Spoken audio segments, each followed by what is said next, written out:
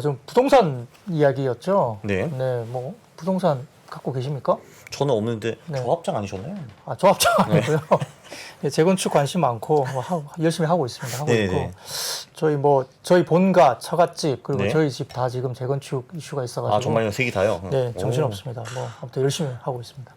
뭐 여튼 뭐 시장에서 여러 가지 이슈들이 있었는데 뭐 만만치 않은 한 주였고요. 전체적으로 시장이 이제 더 저점을 갈 것인지에 대한 부담감이 역시 있는 부분인데 이 부동산도 되게 어려운 것 같아요. 주식시장도 마찬가지지만. 그죠. 네. 네, 그렇습니다. 뭐 저희가 또 전문가가 아니기 때문에 참 쉽지 않은 부분이지만 예, 뭐 열심히 또 그쪽도 뭐 관심이 많으신 분들은 공부를 해야죠. 역시 그렇습니다. 자, 오늘 저녁에 이제 심층 인터뷰는 여러분들이 기다리고 계시는 미의 화신 그리고 조선의 공모 저희 신영증권의 엄경화 연구원님 나오셨습니다. 안녕하세요. 안녕하십니까. 네. 방송으로 이렇게 뵙는 거는 처음이시죠. 오다 가다 인사는 맞습니다. 드렸지만 제가 또 SNS도 이렇게 가끔씩 팔로우하면서 이렇게 일상도 올려주시는 것도 보기도 하고 아주 잘 보고 있습니다. 요즘은 어떻게 뭐 국모로 많이 불리시나요? 뭐 딴 때는 뭐 계모라고 부르는 사람도 있고 그런데 어떤가요 요즘은? 계모 유모. 네, 뭐. 요즘 거의 주모 수준인 것 같아요. 네.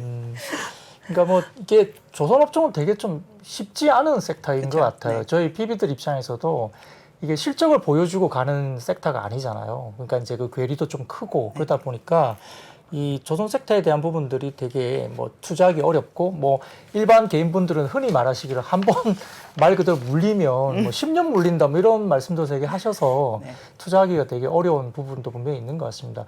최근 그냥 조선업종의 현황이나 아주 간단한 뷰는 좀 어떤가요?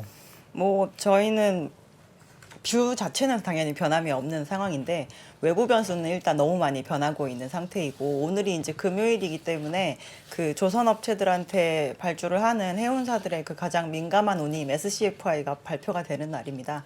그래서 4시 정도에 발표가 됐는데 지난주에 대비해서 한 150포인트 빠져서요. 이제 2,000을 깨고 내려온 상태이고요.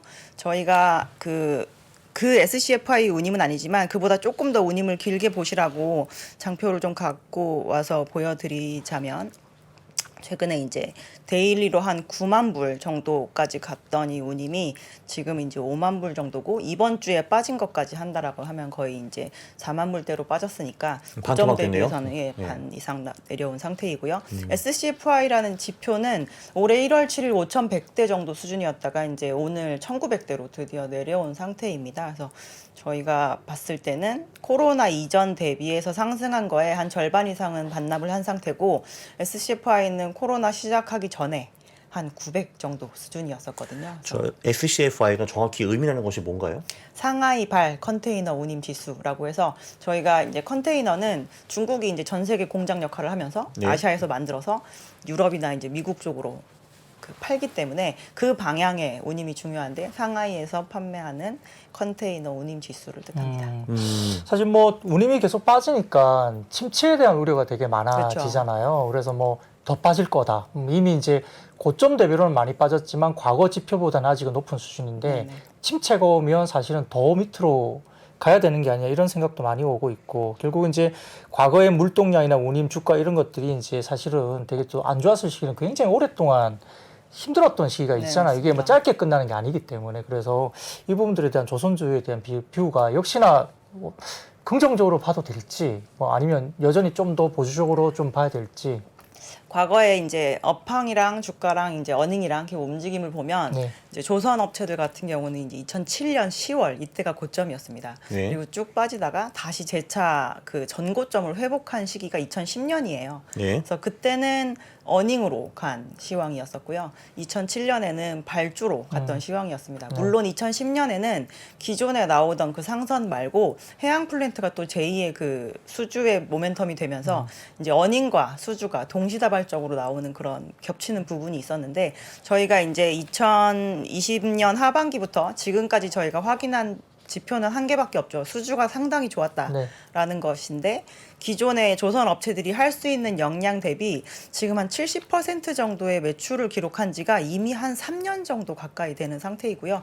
올해까지도 저희가 작년에 받은 물량을 그닥 그렇게 매출에 많이 인식하는 시기는 아니기 때문에 아직까지 이 실적에서의 모멘텀은 확인한 적이 없는 상태인데 이제 올해 하반기부터 그 부분이 조금 섞여 나갈 수 있는 그런 부분을 보여주지 않을까 싶습니다. 그래서 경기 침체라는 단어를 요즘 제일 많이 들으시잖아요. 이제 기존에는 그냥 인플레이션 걱정만 저희가 하다가 이거를 누르기 위한 수단으로 금리를 너무 올리다 보니까 그리고 이제 얼마 전에 보면 왜 미국의 그 주택 지표가 이제 조금 소폭 하락하게 됐는데 저희가 특히나 컨테이너 같은 경우는 대체적으로 넓은 의미의 이제 하우징 화물이 되게 많이 실리게 되기 때문에 미국 선진국의 주택 경기와 컨테이너 쪽 물동량은 대단히 민감도가 높은 편입니다. 그래서 지금 아직까지 저희가 8월까지 체크를 해봐도 사실 물동량이 급격하게 빠진다거나 이런 모습은 생각보다 보이지 않는데 그럼 혹시 앞으로 줄지 않을까? 이제 이거에 대한 걱정이 지금 시장에 많이 상존하고 있는 상태다라고 볼 수 있는 상황이고요.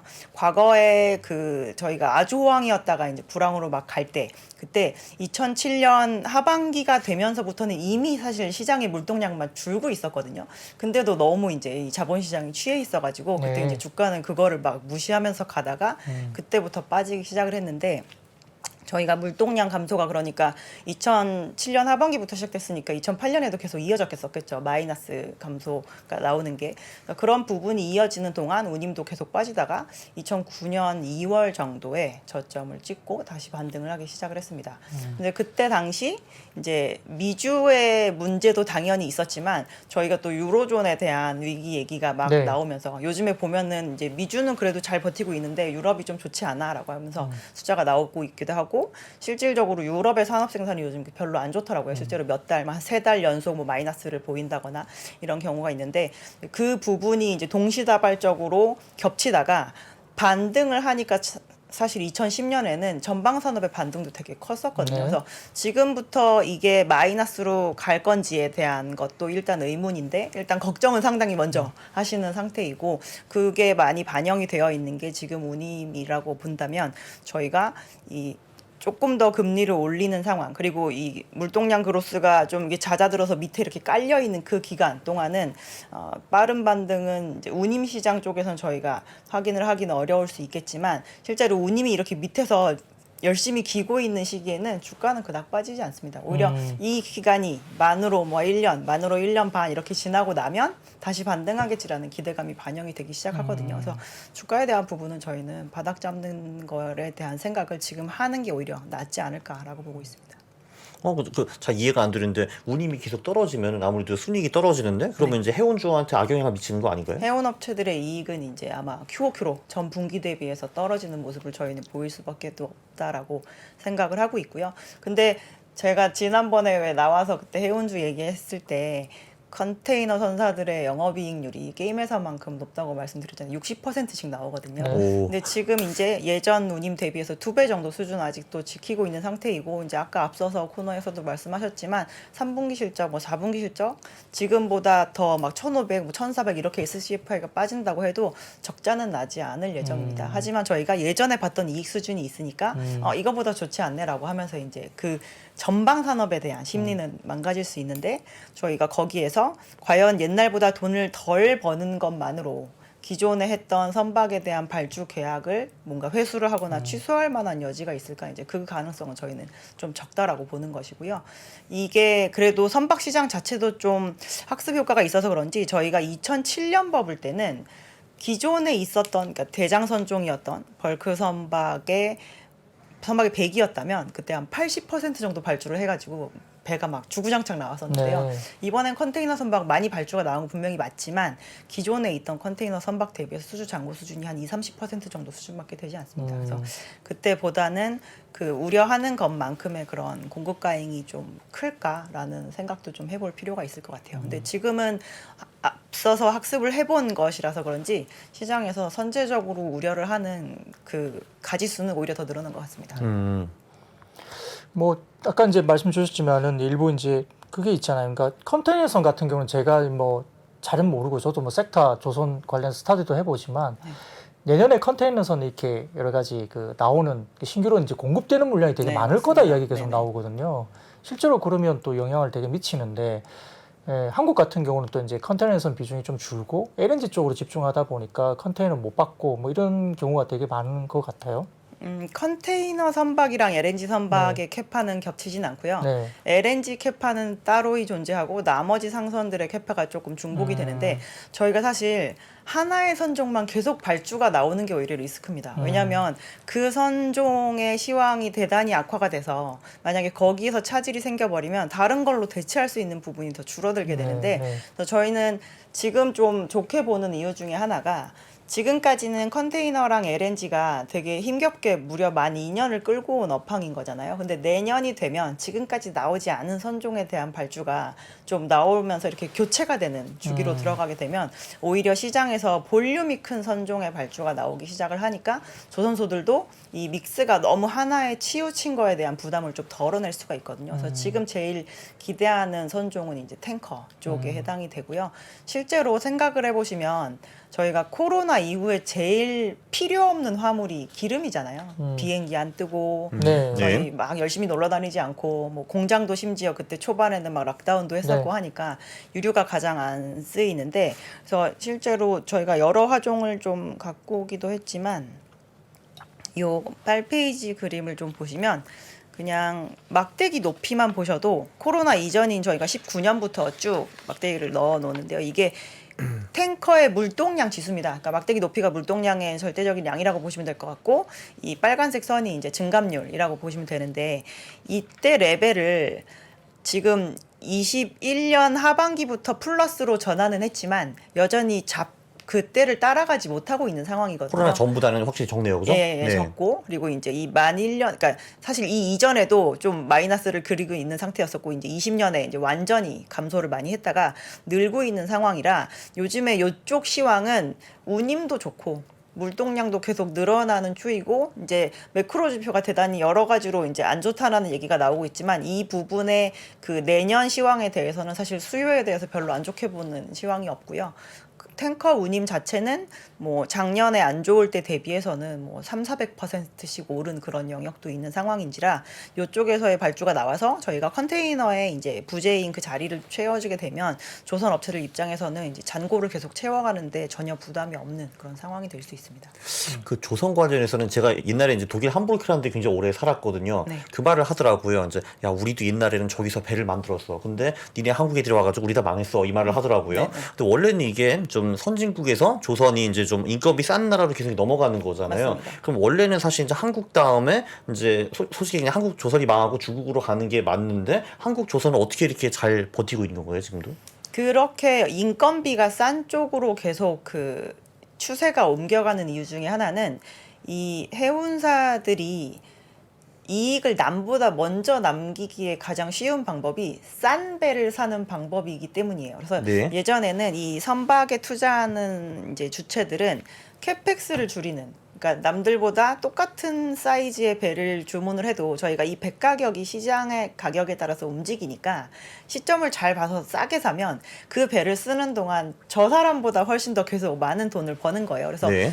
무조건적으로 싼 배를 사는 게 되게 중요했었는데 네. 이제 뭐 전 세계적인 추세이지만 선박 시장에도 이제 환경 규제가 되게 강화가 되면서 저희가 싼 배는 보통 무겁고 효율이 되게 떨어지게 만들어지는 경우가 좀 많이 있습니다. 그러다 보니까 많은 기름을 쓰면서 돌아다니게 되기 때문에 돌아다니면서 쓰는 영업 비용은 많이 되는 거예요. 선택을 해야 되는 거죠. 네. 30년을 굴리면서 많은 돈을 쓰되 처음에 투자를 짧게 조금만 할 것이냐, 아니면은 처음에 투자를 많이 하지만 쓰면서 점점 효율이 올라와 가지고 남들보다 더 돈을 많이 벌게 되느냐. 근데 이제 그 규제가 바뀜으로 인해서 선사들의 그 선택지가 효율적인 선박을 잘 만드는, 그리고 우리가 에너지 대체하는 거에 있어서 그런 잘 만드는 쪽으로 하자라고 하니까 작년부터는 이제 좀 한국으로 많이 쏠리는 부분이 있고요. 그래서 이제 얼마 전에도 이제 조선해양플랜트 쪽에서 그 세미나를 좀 진행을 했었는데 이제 어떠한 에너지가 대체 에너지로 그래서 자리를 잡느냐라는 거에서 아직까지는 이제 LNG가 되게 큰 네. 비중을 차지하는 걸로 얘기가 되고 어떠한 항목을 다 비교를 해봐도 이제 하자가 좀 제일 없는 에너지로 설정이 됐고요. 그래서 이러한 대체 에너지에 대해서 선택을 한 배의 비중이 우리나라는 작년에 전체 수주한 것 중에서 70%대, 올해는 심지어 80%대 후반에서 거의 다 모든 배가 이제 그거를 선택을 했는데요. 중국에 발주한 배들은 작년에는 한 50%대 정도, 그리고 작년에는 20%대 정도, 올해는 50%로 2배로 늘긴 했지만 여전히 그냥 옛날 방식의 배를 발주를 하는 경우가 많습니다. 그래서 선사들이 이제 선택을 할 때 지금 이제 얼마 너무 몇 개월 남지 않은 상황이니까 지금에서는 이제 여러 가지 효율을 잘 맞춰주는 조선사한테 발주를 하다 보니까 2022년 2분기 같은 경우는 한국의 조선업체들의 이제 시장 점유율이 수주 점유율이 50% 이상까지 올라가는 그런 상황이 됐었죠. 그럼 기술력은 확실히 중국이 아직 따라가지 못하나 보네요. 한국 네, 그런 비교해서. 부분에 있어서는 좀 한계가 있습니다. 그 예전에 뭐 최근 같은 경우는 이제 컨테이너 중고 성과 같은 경우 큰 폭으로 좀 빠지고 네, 있고 맞습니다. LNG선 같은 경우는 아까 뭐 유럽 쪽에 LNG 터미널이 이제 안 만들어져 있기 때문에 특히 뭐 독일이나 뭐 이쪽이 안 돼 있기 때문에 해상 부유식이라 그렇게 표현하는지 맞는지 모르겠지만 뭐 맞습니다. FSRU나 이런 것들로 네네. 이제 중고 LNG 선박을 가지고 배에 띄워놓고 그러다 보니까 신규 LNG 선박에 대한 건조 수요가 있을 수 있다 뭐 이런 느낌도 있고 또 제가 맞는지 모르겠습니다만 이제 그 조선 관련된 건조를 할 때 LNG 선이 되게 또 더 오래 걸린다고 하더라고요. 네, 일반 맞아요. 선박보다 오래 걸려서 3에서 5개월 정도 더. 예, 오래 걸리니까 LNG 선이 너무 많이 이제 들어오면 다른 선박 만드는 그게 또 조금 이 기간이 길기 때문에 다른 선박 대체하기가 또 쉽지도 않은 부분도 있다라고 저도 알고 있는데 요즘에 뭐 선박 발주나 이런 뭐 가격 때문에 이제 뭐 각 선박들마다 뭐 아까 컨테이너선, 탱커선, LNG선 이런 부분들이 조금 차별적으로 가격의 흐름이 좀 다를 것 같은데요. 가격의 흐름이 네. 실제로 다르고요. 그래서 저희가 이제 갖고 온 건 종합 지수밖에 없지만 그 말씀하신 것처럼 실제로 중고선 가격이 지난주였었고요. 이제 이번 주는 또 나와봐야 알겠지만 확 꺾였습니다. 한 211포인트에서 하루 한 주 만에 그냥 200으로 내려왔는데요. 여기에서 이제 제일 크게 기여를 하는 것이 컨테이너 중고선이었습니다. 한 13,000 TEU급 정도 되는 컨테이너 선박의 중고 가격이 9월 중순까지만 해도 1억 7,500만 불이었었는데 한 주 만에 이제 거의 1억 5,700만 불로 많이 빠졌는데요. 이게 이렇게까지 급격하게 빠지는 이유 일단 운임이 빠지니까 바로 네. 이제 적용이 되는 것도 있고 이게 어느 정도로 프리미엄이 있는 선박이 이렇게 우수수 빠지냐면 신조보다 중고가 더 비쌌던 애들이 이제선 이제 좀 가격을 다시 찾아가면서 좀 빠지고 있는 상황입니다. 원래 저희가 5년 정도 된 중고 선박의 가격이 신조 가격 대비 한 80% 이상으로 형성이 되면 좀 비싸다라고 보통 생각을 하는데 지금 저런 가격들은 신조 가격을 뚫고 올라갔던 막 2배까지도 뚫고 올라갔던 것들이 지금 이제 평균으로 수렴하고 있는 자동차도 뭐 그랬잖아요. 네, 맞습니다. 중고차 신차가 안 나오니까 중고차가 거의 뭐 더 비싸게 먹는 네. 그런 경우가 있었는데 잠깐만, 얼핏 보니까 지금 배 하나가 그럼 1억 6천만 불, 그러니까 뭐 한 2천억 원 정도 되는 건가요, 그러면? 네, 맞습니다. 비싸다. 사실 거 아니잖아요. 네? 그쵸, 배는 안 살 것 같아요. 네. 뭐 차도 없는데. 네. 하여튼 뭐 이게 진짜 그래서 되게 어려워요. 이게 뭐 그 예를 들어서 뭐 차종이면 차종이 갈 수 있는데 뭐 탱커선, 뭐 컨테이너선, LNG선 이런 것들이 이제 각 선마다 이제 또 업황도 다르고 그죠? 예. 그러니까 이게 가격도 다르고 그러니까 뭐 조선업을 전체로 또 보지도 못하는 게 그런 부분들이잖아요. 근데 그래서 네, 오히려 해운 업체들보다 조선 업체들은 네. 선종으로 해지가 되는 게 있어요. 해지가 여러 오히려? 선종을 만들면 음. 이 시황이 안 좋을 때는 이쪽 시황에서 나오는 발주를 받고 이쪽 시황이 안 좋을 때는 또 네. 저쪽 시황에서 나오는 그렇게 자꾸 섞여 있어야 사실 좀 안정적으로 갈 수 있거든요. 물론 똑같은 배를 계속 만드는 것만큼 효율적인 게 없습니다. 그러면 네. 이익이 정말 잘 그러겠죠. 나오긴 하지만 네. 이 업황이라는 게 저희가 해운 업황은 특히나 사람이 발주를 하는 선박들이 우르르 쏟아져 나오는 그 업황의 부침을 저희가 견뎌야 되는 건데 너무 한쪽에만 쏠려 있으면 이제 쉽지 않죠. 그래서 컨테이너 선사라고 하면 컨테이너를 주로 많이 매출해서 인식을 하니까 그 업황이 어려울 때는 회사의 손익이 조금 업황이 다시 살아나기 전까지 저희가 회복하기가 상당히 어렵잖아요. 근데 이제 조선업체들 같은 경우는 사실 국내 조선업체들은 이제 여러 가지 선종을 하고 있는데 지금은 이제 물론 2개의 선종에 대단히 이제 바이어스 있게 수주를 받은 상태이지만 내년에는 다른 수주의 개선을 좀 기대할 수 있고 지금 일단 확보해 놓은 수주로 이제부터는 실적이 좀 잘 나올 거를 기대를 할 수 있으니까 오히려 좀 기대를 할 수 있는 여러 가지 포인트가 더 있는 섹터라고 봐야 되겠죠. 그럼 그 이 주가라는 거는 주로 그럼 수주를 따라가나요? 아니면 어닝을 따라가나요? 어떻게 되나요? 제가 알기로는 수주가 나온 다음에 보통 2, 3년 후에 그게 어닝에 반영이 되는 네, 거잖아요. 그죠? 맞습니다. 그럼 보통 뭐 어떤 걸 따라가나요? 주가는? 궁극적으로 두 개가 겹칠 때 가장 잘 그 실현이 되는 편인데요. 그게 가장 가능한가요? 선제적으로 움직이는 건 일단 그 수주고요. 네. 그래서 저희가 보면 작년 5월이 진짜 그 조선주들의 주가가 상당히 좋았거든요. 네. 근데 실제로 글로벌 수주의 월별 추이를 보면 저희가 여기 지금 수주 시황을 넣어놨고 연간으로 저희가 넣어드린 게 지금 이 왼쪽에 큰 그림이고 오른쪽에 이 막대기 쉐입을 보시면 작년 상반기 대비해서 저희가 이게 점진적으로 이렇게 내려오고 있잖아요. 그래서 이런 부분을 보면 조선 업체들 주가도 이때가 진짜 가장 좋았고 그리고 그게 21년 뭐 3월 그 정도네요? 네네 네. 21년 3월, 예. 5월 뭐 이때 이제 좋았고 그리고 이제 올해도 왜 6월 달에 대단히 장 안 좋을 때 조선주들이 좀 꿋꿋하게 버텼던 것 중에 하나가 글로벌은 이랬는데 한국은 2분기가 수주가 상당히 좋았거든요. 그래서 네네네. 작년에 이렇게 높았던 봉우리를 거의 쫓아갈 정도로 수주가 많이 나왔는데 이제 그런 것을 반영하면서 지금은 움직이고 있는 상황인데 이게 실적으로 안 나와 버리면 앞에 잠깐 줬던 이 밸류에이션이 유지가 안 됩니다. 근데 실적으로 정말 나와 버려야지 이게 저희가 이제 좀 밸류에이션 레벨이 그때부터 레벨업 되는 거를 좀 볼 수가 있는데 아직 그 구간은 지금 들어가지 않은 상태라고 봐야 되겠죠. 근데 그럼 수주가 되면은 그게 그러면은 100% 2, 3년 후에 어닝으로 나타나는 게 아닌가요? 무슨 변수가 있나요, 중간에? 저희가 그렇게 해서 이제 좋아지는데 네. 만약에 이제 그 이전까지 저희가 성과 좋고 성과 올라가고 막 수주량 늘고 해서 좋아지는 상태였는데 이게 막 그 실적으로 잡히고 있는데 전방의 수주 업황이 막 망가지고 있다. 성과가 막 매주 빠지고 있고 만약에 수주량이 막 메말라 간다. 그래서 잔고가 막 줄고 있다 이러면은 그게 이제 100% 실현이 좀 안 될 수도 있습니다. 네. 그래서 저희가 되게 중요하다라고 말씀드리는 게 작년까지 그리고 올해 상반기까지 컨테이너 좋았고 LNG 되게 좋았어요. 내년에는 실적이 잘 나올 건데 네. 내년에는 저희가 꼭 탱커도 수주가 나올 거라고 보고 있습니다라고 말씀드리는 게 그런 이제 큰 볼륨의 또 수주가 다른 게 이제 교체돼서 나오고 수주가 끊기지 않고 나오네. 회사가 수주 잔고가 계속 지켜지네라는 게 보여야 저희가 실적도 유지가 될 수 있겠구나라는 이제 그런 생각을 할 수 있죠. 뭐 보통 보면 조선사들이 25년도까지는 다 받아놨다 뭐 이런 지금 이야기를 거의 많이 그런 하잖아요. 상황이고. 그럼 이제 뭐 예를 들어 지금 LNG가 됐건 내년에 좋게 보는 기대하는 탱커선이 됐건 네. 그러면 이제 인도 시간이 너무 늦어지니까 예를 들어서 뭐 한국에 가봤자 26년, 27년 뭐 그때 뭐 이렇게 할 수 있으니까 너무 늦다. 그럼 중국 가야지 뭐 이럴 수도 있지 않나요? 그래서 요즘에 이제 네. 며칠 전에 나왔던 뉴스가 한국이 26년 LNG 슬롯을 안 준다. 예. 그래서 중국한테 지금 갈 수밖에 없다라고 하면서 뭐 중국도 이제 LNG 캐리어를 1년에 2, 30척씩 만들 수 있을 것 같다라는 네. 뉴스가 네. 나왔어요. 그래서 네. 상당히 많이 문의를 하고 있는 걸로 저희가 맞아요. 예. 알고 있는데 실제로 그래서 올해 그러면 중국이 LNG 캐리어를 몇 개를 만들어서 뽑아냈는지 뽑아보면 저희가 후동중화라고 하는 데가 거의 유일무이하게 만드는 업체거든요. 네. 대형 LNG 캐리어를. 근데 올해 지금까지 그 회사가 대형 LNG 캐리어 2개 만들었고요.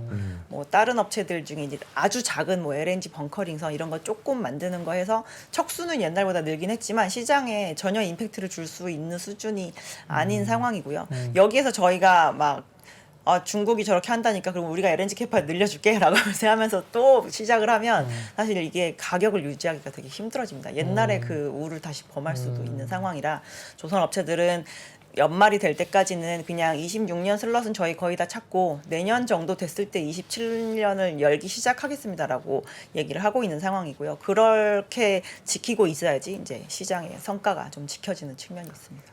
그러니까 이제 결론적으로는 지금 중국의 LNG선의 수주가 네. 이제 우리하고 이렇게 경쟁해서 어떤 경쟁의 어떤 구조에서의 어떤 뭐 중국이 가져가는 그런 구조는 아니라는 것 때문에 아직까지는 그렇죠. 한국에 경쟁력이 있다. 네. 그걸 뭐 이렇게 경쟁해가지고 하다 보면 또 우리 쪽에는 가격을 또 낮춰야 되는 입장이 생길 수 그렇죠. 있기 때문에 네. 차라리 저가 그런 전략을 수주하면 또 그거에 대해서 이제 심리가 되게 망가지고 그러니까 그런 전략을 쓰지 않는 게 가는 네. 게 좋고 또 기술력으로서는 중국의 LNG 선과 관련된 부분들이 아직은 그렇게 걱정할 단계는 좀 아니다. 네, 뭐 아니다라고 이런 논리로 보셔도 제가 될것 같아요. 해석해도 되나요? 네. 지금 배 만든 나라가 사실 뭐 한국, 중국이 합쳐서 90% 넘는 걸로 저는 알고 있는데 네. 그 후동중화 거기 말고 좀 이제 그 굉장히 중요한 뭐 경쟁사 이런 데가 뭐 어디가 있나요, 중국은? 중국은 이제 대형선을 만드는 회사는 이제 그 정도 있고요. 요즘에 이제 새롭게 뭐 중국에서 LNG 캐리어 만들겠다고 뭐 진입하는 회사 중에 하나가 대련조선소 뭐 이런 데 정도가 있습니다. 중국이 이제 원래 중국의 조선소가 몇 개였는지도 아무도 모르거든요. 네. 정말 과거에 몇 개였을까? 네. 300개였니? 2000개였니? 막 이러는 상태인데 네? 그 회사들이 CSC랑 CSIC라는 이 중국의 국영기업 2개 산하로 다 이렇게 쫙 빨려 들어가 있는 상황입니다. 네, 그래서 네. 저희가 표면적으로는 원래는 개별 회사들이고 다 떨어져 있는데 그 회사가 이제 국영회사 2개 산하로 이렇게 집중이 되어 있는 구조로 되어 있고요. 이름을 들어본 데들 중에서는 이제 대련조선소 정도가 조금 사이즈를 키우려는 노력을 하고 있는 것 같습니다. 최근에 이제 뭐 해상운임도 계속 빠지고 있는데 사실 네. 뭐 아까 말씀하셨던 탱커선 사실 말씀 중에 느낌은 내년에 대한 기대감이 탱커선에 좀 있는 듯한 네, 저는 느낌을 많이 제가 가지고 있고. 받고 있고요. 이쪽도 상승 여력이 좀 있다 보시는 것 같고 이 벌크선이나 이쪽도 이제 좀 하락하다 약간 반등을 하니까 네. 좀 어느 정도 이제 바닥은 좀 잡는 거 아니냐 뭐 그런 생각을 가질 수도 있고 컨테이너선 같은 경우는 계속 빠지잖아요. 그리고 또 내년에 뭐 컨테이너선 공급이 좀 더 많아지면 이쪽은 조금 쉽지 않아 보이고 뭐 그런데 경기 침체 이런 부분들에 대해서 뭐 해상운임도 좀 사실 좀 좋지 않은 분위기가 조금 더 이어질 것 같은데 네.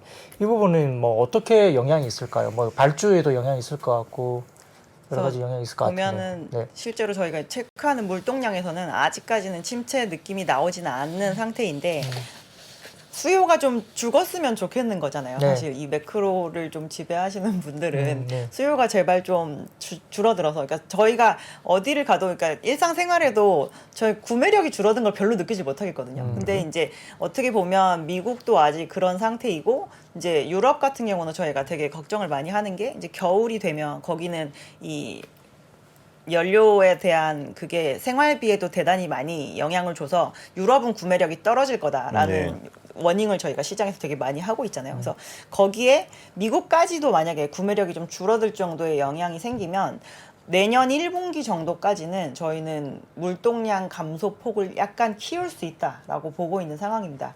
그렇게 되면 뭐 운임 하락세는 그때까지도 아마 유지가 될 가능성이 있고요. 특히나 내년 1분기 같은 경우는 모든 해운업 에 있어서는 비수기에 해당이 되기 때문에 지금부터 성수기를 그냥 못 느끼는 채로 내년까지 쭉 빠지게 되면 조정이 어느 정도 오지 않을까라고 생각을 하고, 여기에서 정말 경기 침체라서 막 물동량이 막 갑자기 막 9% 10% 막 이렇게 빠진다라고 하면 그때는 사실 모든 다른 지표들이 다 망가져 있을 것이기 때문에 저희가 해운업종이나 조선업종뿐만 아니라 아마 다른 업종들은 훨씬 더 안 좋아져 있지 않을까 싶습니다. 그러면 뭐 그 말은 해운업종이 3분기 실적이 좋게 나온다고 보더라도 조금 들어가기는 지금은 좀 네, 아니라고 저희는 생각하는 아직 게 맞죠. 시기상조라고 생각을 하고 그러니까 뭐 있고요. HMM이나 뭐 3분기 실적 좋고 밸류 싸니까 지금은 뭐 사봐도 된다 이런 논리는 좀 아니라는 그러니까 저희가 거죠. 밸류 싸니까 기다리시죠라고 얘기하는 해운의 영역은 네. 다 부정기선입니다. 네. 왜냐하면 발주를 안 했다고 말씀을 드렸잖아요. 네. 그래서 탱커는 수주잔고가 지금 전체에 있는 배 중에 한 4% 정도밖에 안 되고요.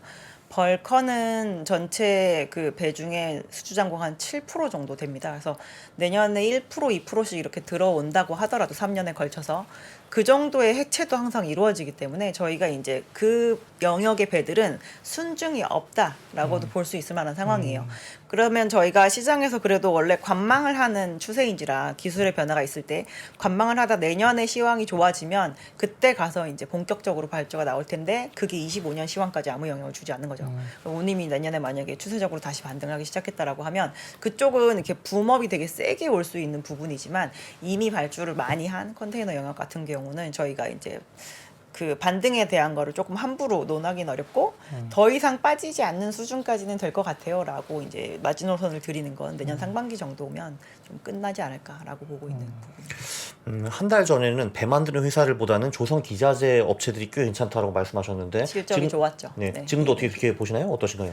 주가 측면에서는 저희가 2분기 실적 발표가 나올 때 그때 뭐 이제 앞서 세션에서 또 말씀하셨는데 이제 피팅 업체들 막 이런 업체들이 예. 막 영업이익률 20%씩 나오고 막 그랬어요. 그래서 오. 그러다 보니까 52주 신고가를 막 찍고 올라오고 했었는데 요번 실적 시즌에는 조선 업체들이 몇 년 만에 이제 흑자 전환을 하는 업체가 일부 나타나게 될 예정입니다. 그래서 네.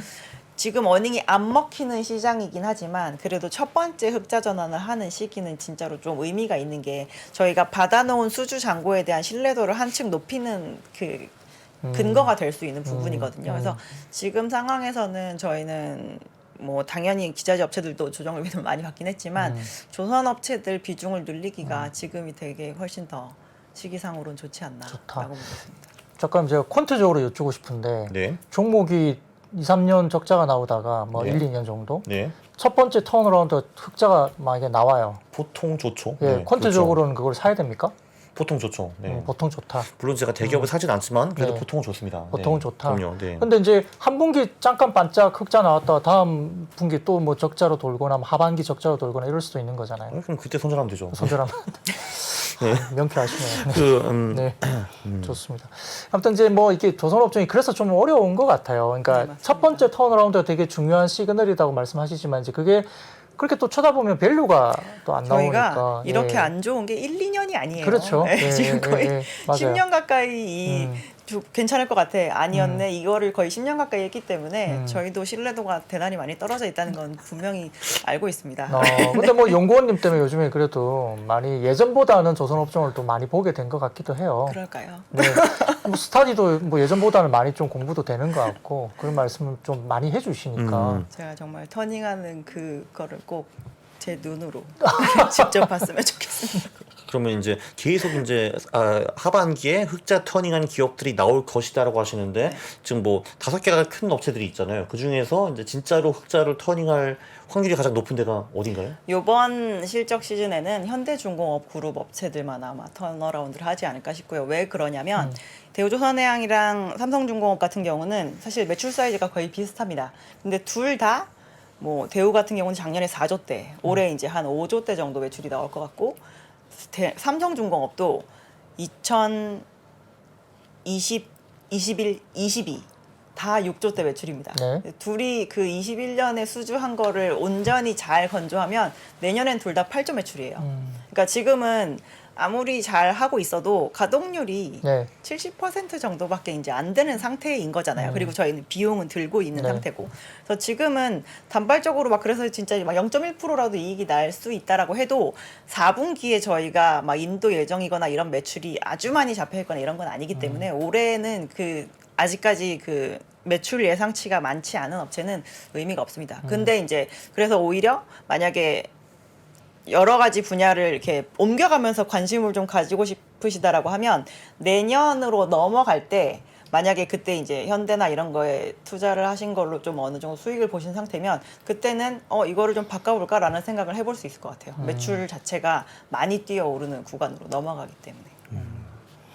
이제 뭐 일단 뭐 종목별로는 이제 재무 구조가 상당히 중요하기 때문에 네, 말씀하셨던 좀 전에 언급하셨던 종목들은 조금 재무상으로도 좀 편안한 쪽으로 볼 수 있기 때문에 일단 인수합병 되는, 그러니까 재무상으로 지금 조금 불안감이 있다라고 저희가 생각을 한다라면 대우조선해양은 아직까지 합병이 네. 될지 안 될지에 네. 대해서 그러니까 인수가 될지 안 될지가 결정은 나진 않은 네. 상황이잖아요. 네. 실제로 그 실사를 통해서 어떻게 될지 모르는 부분이 있고, 그리고 삼성중공업도 지금 저희가 뭐 캐시를 많이 확보하고 수주잔고도 많이 들고 있는 상황이긴 한데 3분기는 흑자가 안 나요, 4분기도 안 나요 이러면 그걸 보고 계시면서 분명히 불안감을 느끼실 거라는 네, 거죠. 네, 네. 또 캐시가 조금씩 줄고 있구나 이제 이런 생각들을 하실 거니까. 그래서 그렇게 나올 때는 이제 들고 계시면서 불안해하시는 것보다는 그러니까 흑자를 내서 영업 현금 흐름이 돌기 시작하는 거를 보여주는 업체를 가지고 좀 기다리시다가 정말 업황이 좋아지는 거에 대해서 이제 후발주자들도 다 따라갈 거니까 그때에서 이제 옮겨가 보시는 것도 낫지 않을까라고 보고 있습니다. 그 조금 전에 대우 조선해양 말씀하셨는데 네. 그게 지금 하나그룹 매각된 거 아니었나요? 어떤가요? 이제 그렇게 결정을 한 거고요. 저희가 네. 실사를 통해서 이제 기존에 얘기했던 그 가격과 이런 거를 가지고 하게 되면 아마 납입이 이루어지고 막 이러는 데는 내년으로 넘어가야 되는 문제이고요. 지금은 이제 그렇게 하겠다고 이제 협의서만 작성했을 뿐입니다. 아, 그 중간에 뭔가 안 될 가능성도 뭐 당연히 조금은 있다라는 거죠, 그죠? 일단 들어가서 아직 회사가 어떤지를 저희가 들춰본 건 아니니까 들어가서 실사하는 기간이 필요하고 뭐 실사를 해서 원래 책정했던 가격이 뭔가 맞지 않는 것 같다. 아니면 네. 뭐 이거는 이렇게 해야 될 것 같다. 뭐 이런 이제 중간에 이제 조율해야 되는 부분이 당연히 있죠. 뭐 시장에서 나오는 가격은 어떻게 보세요? 뭐 인수 관련된 이조에 대해서. 가격이 뭐 바뀔 수도 당연히 있고 뭐 매각이 안 될 수도 있지만 가격은 어떻게 보세요? 일단 이 딜은 민간 회사 대 민간 회사가 파는 그런 딜이 아닙니다. 네. 채권단 딜이죠. 네. 그래서 그럴 때는 이 정도의 돈이 들어갔을 때 회사가 정상화될 수 있느냐 없느냐에 대한 부분이랑 매칭을 해서 보시는 게 더 중요한 딜이고요. 그 이전에 원래 현대중공업이랑 합병을 하려고 했을 때는 현대중공업이 1.25조를 자체적으로 자기네들이 한국조선에 그 증자를 하고 그거를 이제 내려서 대우조선해양한테 1.5조를 증자를 해주는 그런 방식이었었는데 지금은 증자를 해서 들어가는 돈이 이제 2조로 조금 금액이 늘어난 상황이잖아요. 네. 그래서 이거를 해서 넣는다고 해서 저희가 사는 지분을 사는 형태가 아니라 유상증자를 통해서 회사에 이렇게 돈을 넣어주는 구조이기 때문에 일단 지금 상황에서는 저희는 정상화시키는 데는 많지도 적지도 않은 정도 수준이라고 볼 수가 있고 그렇게 함으로 인해서 기존에 한 1억 주 정도 주식이 있는데 이제 2억 주가 되는 거거든요. 그래서 전체 총 시가총액을 만약에 회사의 밸류로 본다라고 한다면 이제 4조 밸류로 지금 밸류에이션이 된 부분인데요. 네. 이 과정에서 기존의 원래 산업은행이 들고 있는 지분을 당장 회수하는 것도 아니고 이 이제 CB에 대한 CB로 또 넣어준 그 돈이 있는데 그거를 지금 당장 어떻게 회수하겠다고 결정이 난 부분도 아닙니다. 그래서 회사의 밸류 자체는 이제 지금은 정상화될 수 있는 정도의 밸류를 넣어준 건데 저희는 두 회사가 삼성이랑 대우가 사실 그냥 영업 사이즈 상으로는 거의 유사한 정도 수준이라고 보시면 될 것 같거든요. 그래서 경쟁사 대비해서 저희가 유상증자를 해가지고 정상화시킨 다음에도 계속적으로 그 경쟁사 대비 좀 할인을 받는다라고 하면 싸네라는 생각을 할 수 있을 것 같습니다. 그 정도면 네. 지금 삼성중공업이 이미 시장에서 시가총액이 5조 정도로 형성이 되어 있는 상태이기 때문에 그렇게 크게 비싸지도 싸지도 않은 상태라고 보시면 될 것 같아요. 그러면은 하나그룹 입장에서는 뭐 시너지 같은 게 있나요? 이거 사면은? 뭐 지금 하나그룹이 이제 집중적으로 집중을 하고 있는 사업이 이제 방위 산업과 에너지 산업 이 두 가지에 대해서 이제 집중을 하겠다라고 얘기를 하고 있는데 기존에 하나가 하고 있는 그런 방산 산업에는 해상의 영역은 없습니다. 육상과 그리고 이제 그 하늘. 네, 하늘 이렇게 있는 상태인데 여기에 이제 육해공을 다 붙여서 이 부분에서의 이제 경쟁력 제고에 좀 도움이 되었으면 좋겠다라는 거고 전체적으로 이제 에너지가 완전히 전환이 되는 시기라고 봤는데 이제 그룹 입장에서는 LNG를 잘 하고 있는 대우조선해양이 이제 조선부 민수를 이제 왜 사냐라는 거에 대해서 시장에서 많이 질문을 하지만 실질적으로 이제 에너지 사업 하는 데 있어서도 시너지가 있을 것이라고 보인다라고 회사는 얘기를 했는데요. 저희는 대우가 이제 되게 조선을 막 한 뭐 15위권, 막 16위권 이런 데 있는 업체를 갖다가 이제 이거를 이렇게 경쟁력을 제고를 시키겠다라고 얘기를 한다라고 하면 과연 저게 될까 이런 생각을 할 수 있을 만할 것 같은데 대우조선해양은 전 세계에서 LNG 캐리어를 지금까지 누적적으로 제일 많이 만든 업체예요. 네. 실제로 대단히 경쟁력이 있는 회사입니다. 그래서 뭐 주인을 찾게 되면 이제 아무래도 민간 회사로서 이제 좀 이렇게 경쟁을 하고 다니면서 기술력도 더 제고시킬 수 있을 것으로 보고 있고 회사 자체 그리고 뭐 그룹에 기여하는 바도 충분히 있을 것으로 보고 있습니다. 뭐 딜은 이제 끝나봐야 아는 거고 그렇죠. 가격도 이제 실사를 한 다음에 또 가격이 또 어떻게 나올 될지 거기 모르는 때문에 거고. 뭐 네. 그건 저희가 아직은 좀 기다려야 될 뉴스가 있을 것 같고 저는 개인적으로 좀 두 가지가 궁금해요. 첫 번째는 상반기에는 그 일부 이제 LNG 선들이 네. 이렇게 계약 해지가 됐던 뭐 조선사마다 네네. 그런 것들이 바로 하루 이틀 만에 바로 리셀링이 바로 되면서 좀 더 비싼 가격에 리셀링이 바로 그 상반기에 좀 됐던 기억이 나거든요. 네. 그래서 제가 하반기에는 또 어떤 분위기인지 좀 그게 궁금하고 두 번째는 이제 후판 가격 이런 것들이 이제 철강 요즘에 좀 일부 뭐 사고가 있어서 일부 철강사들의 그 공급 문제나 이런 것들도 있고 후판 가격들이 또 이제 어떻게 올라갈지 내려갈지 이런 것도 조선사에 미치는 영향이 있기 때문에 그 두 가지가 좀 궁금은 하거든요. 그 실제로 이 유튜브에 들어가셔서 현대중공업을 치시면 네. 그 회사 채널이 나옵니다. 아, 이렇게 네. 중간중간 그 경영 상황에 대한 브리핑을 해주시는 그런 콘텐츠가 있더라고요. 네. 그래서 저희가 이제 2분기 브리핑을 해주실 때 이제 들어가서 좀 봤었는데 시장에 이제 후판 가격이 시장 가격 기준으로 거의 140만 원까지 치솟아 올랐다가 네. 이제 그때 한창 이제 점진적으로 좀 하향 안정화되고 있다라고 해서 이제 100만 원대 초반까지 이 부분이 좀 조정을 받았는데요. 그 당시에 저희가 이제 다른 이제 철강사들도 좀 찾아가서 미팅을 할 일이 있어가지고 얘기를 하면서 포스코의 이 협상에 대해서 대단히 집중을 하고 있다. 우리도 이제 어떤 추세인지 이제 많이 따라가게 될 거니까라고 얘기를 하고 포스코가 이제 그런 사고가 났거든요. 그래서 요즘에는 조선업체들이랑 얘기를 해보면. 사실 하락이 되게 추세적이라고 많이 생각을 하면서 조금 기대감을 가지고 있었는데 이제 더 하락하는 거에 대해서는 조금 너무 기대를 먼저 갖지 말자라고 얘기를 하고 있고 실제로 회사들도 좀 많이 올라 있는 상황에서 이미 충당금을 많이 잡아놓은 상황이라 뭐 굳이 여기에서 더 빨리 내려가지 않는다라고 한다면 그냥 기대했던 정도 수준의 그런 손실이 이미 잡혀 있는 상태이기 때문에 회사 상황에서는 그렇게 크게 피해는 없을 거라고 보지만 좀 빨리 가동을 해주면 내년 후판에 대해서는 좀 낫지 않을까라는 생각을 하고 있는 정도 수준인 것 같고요. 그래서 근데 2분기 실적 발표할 때 많이들 잘 이제 좀 털어낸 게 아닌가. 그러니까 1분기 발표할 때 그만큼 많이 이제 실현을 해놓은 상태라서 그 부분은 좀 안심이 되고 있는 상태고. 아까 또 뭐 물어보셨죠? 그러니까 이제 후판이 이제 그렇게 되면 네. 뭐 가격 협상이나 이런 게 뭐 공급의 이슈도 있을 수 있으니까 뭐 조선이 됐든 자동차가 됐든 후판 가격에 대한 이슈가 있을 거고 가격 협상이 될 네네. 건데 그래서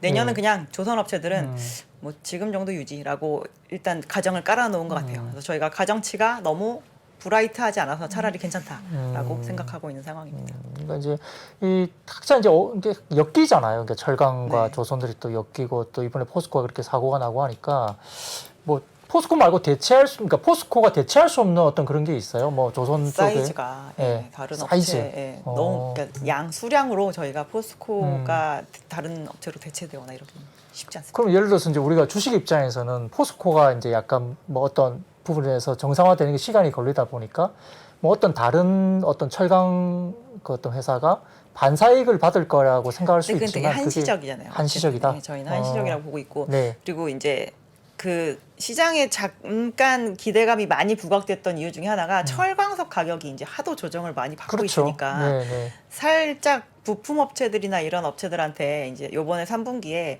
가격 좀 내려줘 이제 이런 요구가 들어왔던 걸로 저희가 알고 있거든요. 제품 가격을 좀 내려달라. 너네 원재료가 많이 내려가지 않았느냐. 이제 이런 요구가 있었던 걸로 알고 있는데 실제로 저희가 아시아 3국의 조강 생산량을 지금 보면 한 3년 정도 되게 안 늘고 있는 상황이에요. 코로나 네. 터지자마자는 중국이 그러니까 일본이랑 한국이 엄청 줄이고 작년 같은 경우부터 지금까지는 중국이 엄청 줄이고 있는 상황이거든요. 그래서 그런데 내년에는 저희는 자동차 생산량도 좀 늘 거라고 보고 있는데 조선도 내년에는 한국과 중국이 동시다발적으로 생산량이 늡니다. 그래서 철강에 대한 수요가 늘어나는 구간이거든요. 그래서 그 철강사들이 많이 생산을 해줘야 저희가 안정적인 가격으로 받을 수 있는 거잖아요. 근데 거기에서 이제 생산량에서 틀어막혀 버리니까 뭐 가격이 단발적으로는 빨리는 못 내려가겠네. 이제 이런 생각은 해볼 수밖에 없는 상황이죠. 지금 포스코 때문에. 주식으로 돌아가면은 네. 그 조금 전에 이제 현대중공업 쪽은 좀 빨리 흑자 전환을 할 것이다라고 하셨는데 그러면은 주식으로도 걔네들을 추천하시나요? 아니면 또 딴 숨겨진 아이들이 있나요? 어떤가요?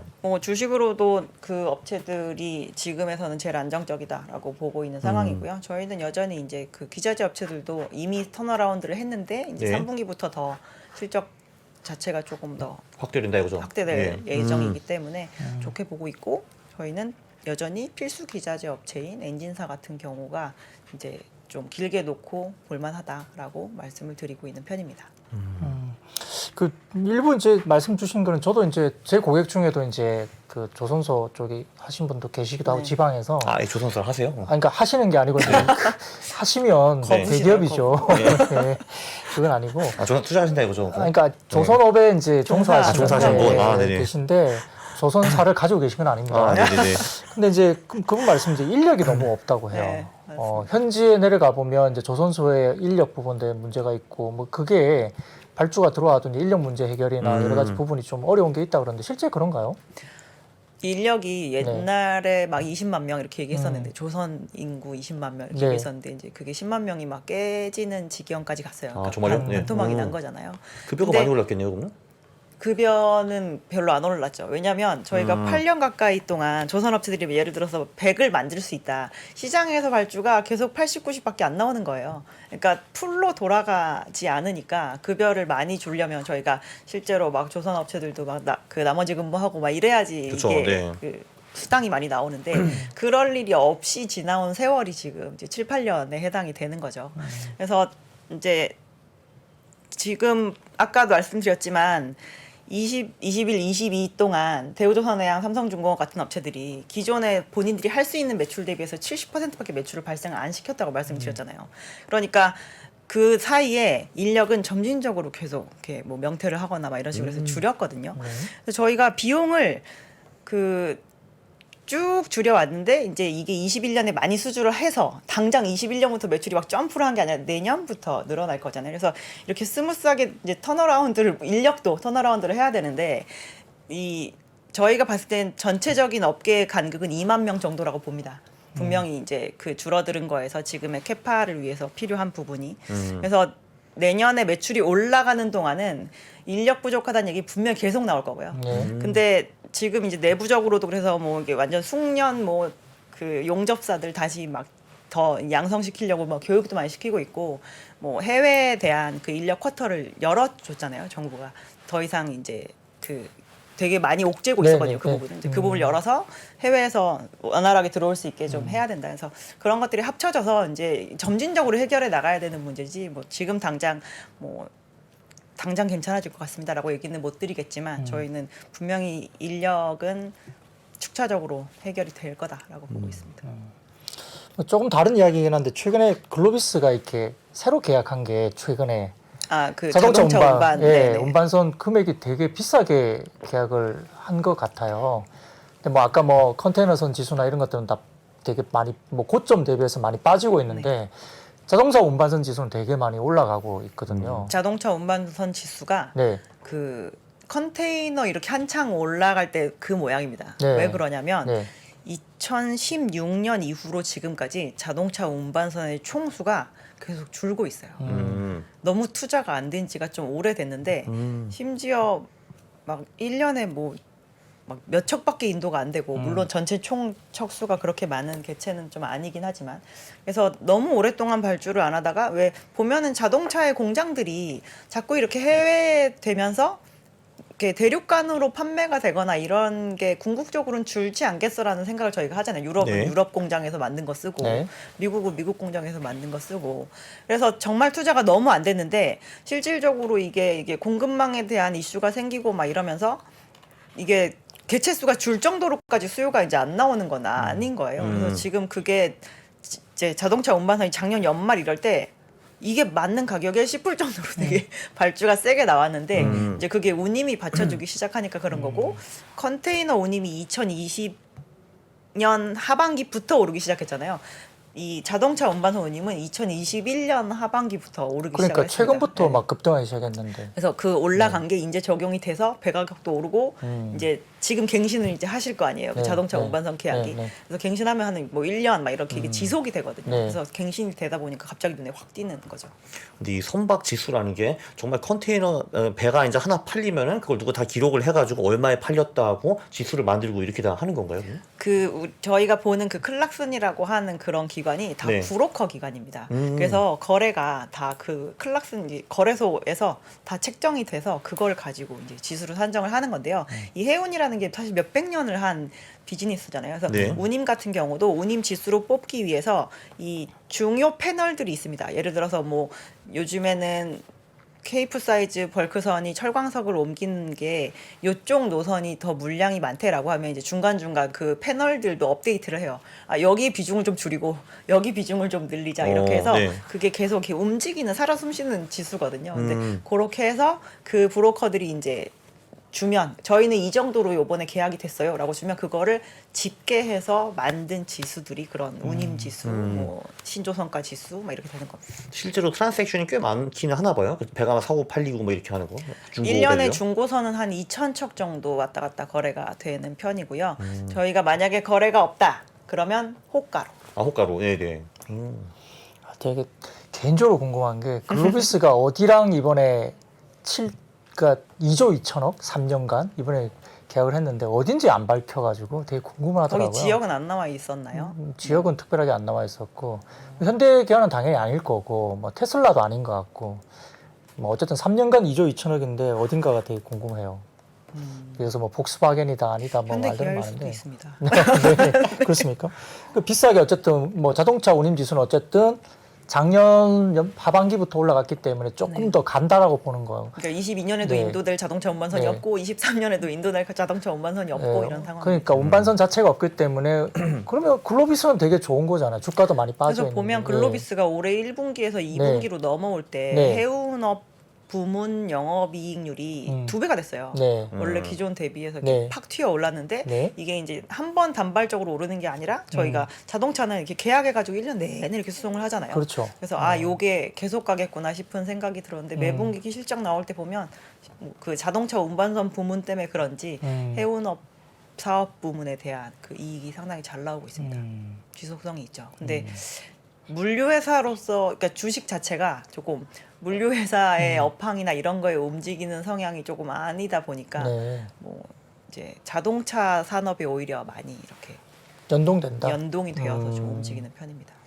그럼 조선주 투자할 때 이제 봐야 되는 게 수주가 있고 이제 어닝이 있고 네. 이 각 지수들이 있고 뭐 예를 들면 뭐 부채 비율, 차입금 비율 이런 것도 많이 중요한가요? 어때요? 보면? 뭐 저희가 그 계속 가는 기업이 아니냐 그거를 따져야 될 만큼 이제 상태가 안 좋아져 있으면 당연히 그 부분도 봐야 되는 건데요. 이제 그렇게 운전자분이 이제 많이 늘어날 거를 대비를 해서 21년, 22년 동안 조선업체들이 계속 그 작업을 했었던 상황인 것 같고요. 내년에 늘어날 매출에 대해서 지금은 크게 우려해야 되는 부분은 아니기 때문에 저희는 지금은 수주와 어닝이 집중을 해서 보시는 게 나을 것 같고 재무 상태는 그렇게 문제가 없군요 지금. 네, 경기 침체가 되게 완전히 이제 수면 위로 떠오른다 그러면 뭐 조선 업종 무슨 업종 할 거 없이 무조건 이 회사는 계속 가는 기업이 될 것인가 이거에 대해서 체크를 해보셔야 되겠죠.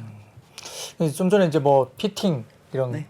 업체들 말씀 주셨는데 이게 피팅 업체는 이게 그 조선업에만 해당되는 건 아니잖아요. 뭐 플랜트나 딴 심지어 것들. 요즘에 조선 예. 업종 비중은 그 별로 높은 없죠. 한 자릿수 정도밖에 안 된다는 그러니까 거예요. 오히려 뭐 LNG 터미널 만드는 네. 쪽이나 다른 플랜트나 이런 쪽에 또 비중이 커지고 또 아까 잠깐 말씀 주셨지만 과거 이제 그 피팅 업체들이 사이클이 이제 크게 움직였을 때 이번에 이제 세 번째 정도 사이클로 보이긴 한데 말씀하셨던 그때 당시에 이익률이 20%대 정도 언저리 가 있고 지금 이제 그 상황이 와 있는 상황으로 보이는데 네. 뭐 한 2016년, 17년 이때는 또 마이너스로 막 내려가면서 되게 안 좋았던 네. 기간이 있었잖아요. 그래서 피팅 업체의 이러한 그 이익률이 20%대 거의 달하는 이런 환경이 좀 더 갈까요? 일단 조선 업체들이 내년에 분명히 더 많은 네. 수량을 필요로 할 것이고 네. 그리고 이번에 이제 실적이 잘 나오고 이럴 때는 사실 정유, 뭐 화학 플랜트 막 이런 쪽이 되게 기여가 컸던 걸로 저희가 네. 알고 있어요. 네. 그리고 지역적으로는 이 유가가 오르고 하면서 중동이나 미국에서의 이런 전체 설비에 대한 교체 막 이런 거에 대한 수요가 많아서 네. 조금 이렇게 단발적으로 나오는 게 아니라 그 지역에서 다 이제 뜯어 고쳐야 되거든요. 너무 네. 노후화되거나 이래가지고 그래서 그런 데서 오는 수요이기 때문에 이제 그 정유화학 쪽 이제 유가가 뭐 지금 뭐 등락을 거듭하고 있긴 하지만 다시 40불로 가고 뭐 이러진 않지 않습니까? 그래서 거기 좀 유지가 되고 그리고 저희가 이제 오일 탱커 쪽 보면 수요가 지금은 늘어나는 추세를 보니까 네. 저희는 가격 지지선이 분명히 있을 것이라고 보기 때문에 그쪽에서의 볼륨이 받쳐주는 가운데 조선이 얹어주면 네. 바로 얹어주면 그 매출 사이즈가 이렇게 탁탁탁 늘어나는 게 보이거든요. 요즘에 네, 피팅 네. 업체들 보면 작년에 뭐 태강 같은 경우는 분기별로 300억대 나오다가 이번에 400억대로 뛰어오르고 뭐 성광밴드 같은 경우는 뭐 400억대, 600억대 이렇게 올라오는 걸 보면 내년에 그 추세가 꺾일 일은 없지 않을까라고. 최근에 LNG 터미널 관련된 뭐 이렇게 그 사실 실제로 공사를 많이 하죠. 미국도 네네. 되게 한 서너 개인가 이렇게 막 한다고 이렇게 나오는데 수출 터미널 예, 공사하고 예, 예. 하는 그런 것들이 결국은 피팅 쪽에 영향을 되게 미치고 있나요? 국내 업체들이? 피팅이 이제 저희가 이음새거든요. 네. 반이음새라고 네. 보시면 네. 되는데 뭐 당연히 그런 쪽에 영향을 받을 수밖에 없는 상황이고요. 글로벌리 피팅 업체가 남아 있는 게 많이 없죠. 이탈리아가 네. 좀 하고 네. 그리고 우리나라에서도 이게 다품종 소량 생산인 산업이거든요. 네. 그러니까 저희가 뭐 단조 이런 것들은 그냥 비슷하게 생긴 걸 쭉 많이 만들어서 소품종 대량 생산인데 이 피팅이 특징이 다품종 소량 생산이라서 시장에 발을 한번 들인 다음에 계속 나는 이 사이즈도 만들고 이 사이즈도 만들고 그래서 계속 늘려가면 그 회사가 이제 조금 과점 체제로 들어갈 수 있고 이걸 그 어느 정도 사이즈를 차지하지 못하고 거기서 머무르면 이제 시장에서 딱 도태가 되는데 네. 그런 의미에서는 둘은 되게 자리를 잘 지킨 편이죠. 그러니까 뭐 거기에서는 경쟁력이 충분히 있다고 네, 글로벌리 있다고 볼 볼수 수 있습니다. 있는 거네요. 네. 근데 이제 전체적인 부분은 또 이제 그게 뭐 경기에 대한 또 민감할 수밖에 없는 거잖아요. 너무 민감하죠. 그렇죠. 경기. 예, 그러다 보니까 이제 또 말씀하셨던 좋은 내용들이 좀 있는데 또 이제 경기에 대한 또 걱정이 있다 보니까 그런 것 같아요. 그러니까 네. 저희가 에너지가 되게 좋아서 지금 좋은 거잖아요. 그 네. 섹터가. 네. 근데 에너지 가격이 너무 높으면 갖다 쓸 수가 없기 때문에 네. 저희가 또 볼륨에 문제가 생기지 않습니까? 많이 써야지 계속 이거에 대해서 투자를 하고 할 텐데. 그래서 그 이제 적당한 수준에서 계속 볼륨이 좀 키워가면서 경기도 이제 코로나 때문에 확 위축됐던 부분이 이제 다시 제자리로 돌아가는 과정이기 때문에 아직까지는 안전하다라고 보고 있는데 뭐 이러니 저러니 해도 경기 침체야 다 줄어들 거야라고 하면 사실 할 말이 없어지는 부분이 있을 수밖에 없습니다. 그러니까 이제 이게 제가 정확하게는 모르겠지만 이제 해외 쪽의 피팅 업체와 지금 국내의 피팅 업체가 글로벌리 경쟁력은 어느 정도 이제 서로 할 수 있는 정도의 수준인데 네, 몇 개 안 남아 있고 실제로. 근데 밸류에이션 갭이 많이 크나요? 해외 쪽 피팅 업체하고 해외 국내 피팅 업체의 밸류에이션 본 적이 없네요. 아직은 그래서 좀 이제 그 갭이 저는 좀 크다고는 알고 있거든요. 국내 피팅 업체들의 밸류가 좀 상당히 너무 갭이 벌어져 있어서 그러니까 그 예. 한국이 싸다는 건가요? 그렇죠. 거기? 한국의 예. 피팅 업체들의 밸류가 해외 쪽의 경쟁사보다 싼데 이게 뭐 시장의 차이도 있고요. 뭐 어떤 시장에서 좀 더 많이 밸류업을 받고 있는 시장일 수도 있고 한국 시장이 좀 상대적으로 좀 밸류를 다운받고 있는 것도 있고 아무튼 뭐 절대 밸류로서는 좀 상대적으로 좀 싼다 이렇게 보는데 어쨌든 뭐 그러니까 이제 좋게 보자 아니면 뭐 아까 말했던 경기에 대한 우려가 있기 때문에 밸류가 싸더라도 물론 빅사이클처럼 세 번째 와가지고 20%에 달하는 이익률을 보이고 있으니까 이 정도 밸류면 사야 되지 않아? 이런 생각도 할 수도 있지만 이제 좀 손이 잘 안 나가는 근데 그런 이제 부분도 그거를 보여준 게 또 얼마 안 됐고 하니까 네, 네. 이어질까 이제 요거에 대해서 의심을 많이 하시는 단계인 것 같아요. 그거는 실적이 2번, 3번 나오게 되면 어느 정도 시장에서는 해소가 되지 않을까 싶습니다. 그 뭐지 2조 태방원이라고 거기 조가 들어있잖아요. 태조 조가. 이방원. 네. 네. 그렇죠. 태조 이방원인데 어떻게 그 리더십을 계속 유지할 수 있다고 보세요? 어때요? 사실 그 단어 나온 지 한 2달인가밖에 안 된 것 네. 같아요. 네. 이렇게 내려오게 됐는데 저희는 뭐 다는 모르겠지만 조에 대해서는 내년까지 모멘텀이 아직 살아있기 때문에 조는 가요? 네. 괜찮다고 보고 있습니다. 조가 몇 등인가요? 1, 2, 3, 4, 5. 그러니까 5등 중에 뭐로 보세요? 제가 5개를 다 커버하는 게 아니라 우문현답을 해주시네요. 그렇죠, 네. 예, 정말 어리석은 질문을 제가 했거든요. 제가 하려고 그래도 제가 질문 드리겠습니다. 나쁜 거는. 예. 그 어떤 뭐 이게 돈독하시네요. 조선 하다 보면 이게 조선도 엮이고 피팅도 엮이고 아까 뭐 이렇게 후판 뭐 이런 거 엮이죠. 그다음에 뭐 본행제 엮이죠. 또 뭐 엔진사 엮이죠. 이게 그냥 조선만 하나만 볼 수 있는 것도 아니고 뭐 이게 챙기기 쉽지 않고 또 이게 경기에 민감한 또 섹터다 보니까 또 경기를 또 봐야 되고 이게 그래서 또 경기에 좀 힘든 것 민감해서 같아요. 예. 이제 망가질 때 한꺼번에 망가지고 속 쓰릴 때 계속 쓰리고 막 이렇죠. 그러면 이제 조선업체에 대해서 어쨌든 핵심적인 긍정적인 부분은 딱 한 가지 따진다면 지금 시점에서 지금 시점에서는 예, 아직 예. 실적은 보지도 않았다. 예. 내년 수주 잔고 빵빵하다. 빵빵하다. 네. 그러면 아직도 조선업종을 좀 긍정적으로 봐도 네, 된다. 긍정적으로 보고 막 A부터 Z까지 수주 나올 거 다 나와서 기대할 거 없으면 제가 여기에서 이런 얘기는 하지 않겠지만 아직까지 수주도 기다릴 게 충분히 남아있다. 어닝은 무조건 올라간다. 네, 그러네요. 어닝은 무조건 올라갑니다. 매출이 지금부터 계속 잘 느느냐 안 느느냐가 제일 중요하고요.